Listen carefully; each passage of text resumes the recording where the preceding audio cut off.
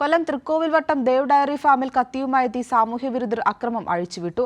ഫാമിലെ ഉപകരണങ്ങൾ നശിപ്പിച്ചു. സംഘം അതിഥി തൊഴിലാളിയുടെ കഴുത്തിന് കുത്തിപ്പിടിച്ച് വധഭീഷണിയും മുഴക്കി. സാമൂഹ്യവിരുദ്ധരുടെ അഴിഞ്ഞാട്ടം തടയാൻ തകർന്ന മതിൽ കെട്ടി അടച്ചതിനെ തുടർന്ന് ഫാം പൂട്ടിക്കാനും ശ്രമം നടക്കുന്നു.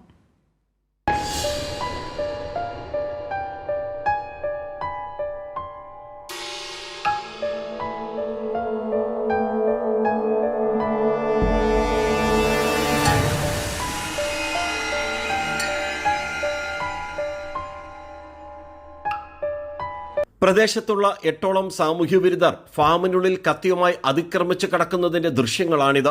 15 വർഷമായി പ്രവർത്തിക്കുന്ന ഫാമിന്റെ മതിൽ തകർന്ന ഭാഗത്തുകൂടി അകത്ത് കടന്ന് ലഹരി ഉപയോഗം നടക്കുന്നത് തടയാൻ മതിൽ കെട്ടിയടച്ചു.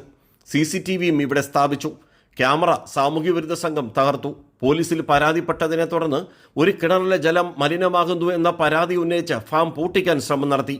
ഇതുകൊണ്ട് തൃപ്തരാകാത്ത സാമൂഹ്യവിരുദ്ധ സംഘം കഴിഞ്ഞ ദിവസം കത്തിയുമായി അകത്ത് കടന്ന് വധഭീഷണി മുഴക്കിയെന്ന് ഫാം മാനേജ്മെന്റ് കൊല്ലം കിളികല്ലൂർ പോലീസിന് പരാതി നൽകി.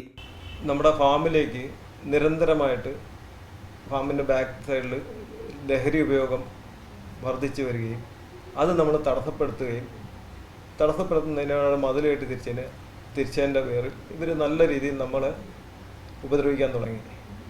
അങ്ങനെ ഒരാഴ്ചയ്ക്ക് മുമ്പ് കത്തിയുമായി ഭീഷണിപ്പെടുത്തി നമ്മളവിടെ വർക്ക് ചെയ്യുന്ന ജോലിക്കാരെ ഭീഷണിപ്പെടുത്തി കൊല്ലുന്നും ഇവിടെ നിർത്തണമെന്നും പറഞ്ഞ് നിരന്തരമായി നമ്മളെ ഉപദ്രവിക്കുകയും അതിൻ്റെ ഒരു പരാതി പോലീസ് സ്റ്റേഷനിലും കമ്മീഷൻ ഓഫീസിലും എല്ലാം നമ്മൾ കൊടുത്തിട്ടുണ്ട്. പക്ഷെ ഇതുവരെയും അതിൻ്റെ യാതൊരു വിധമായ നടപടികളും ഉണ്ടായിട്ടില്ല.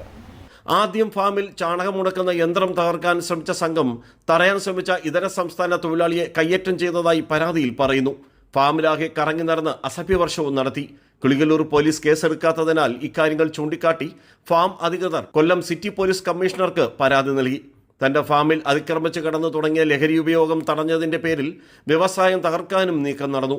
നീതി ലഭിക്കുമെന്ന പ്രതീക്ഷയിലാണ് കർഷകനും പ്രമുഖ വ്യവസായിയുമായ ഫാം ഉടമ. കൈരളി ന്യൂസ്, കൊല്ലം.